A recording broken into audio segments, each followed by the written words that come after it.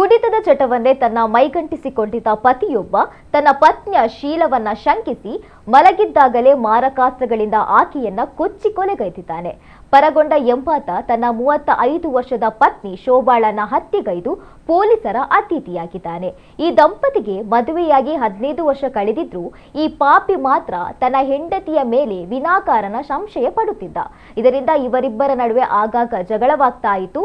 ಇದೇ ದ್ವೇಷದಿಂದ ರಾತ್ರಿ ವೇಳೆ ಶೋಭಾ ಗಾಢ ನಿದ್ರೆಯಲ್ಲಿದ್ದಾಗ ಆರೋಪಿ ಆಕೆಯ ಉಸಿರು ನಿಲ್ಲಿಸಿದ್ದಾನೆ.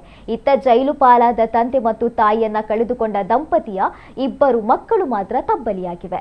ಸದ್ಯ ಘಟನಾ ಸ್ಥಳಕ್ಕೆ ದೌಡಾಯಿಸಿದ ಪೊಲೀಸರು ಪ್ರಕರಣ ದಾಖಲಿಸಿಕೊಂಡು ತನಿಖೆಯನ್ನು ಮುಂದುವರಿಸಿದ್ದಾರೆ.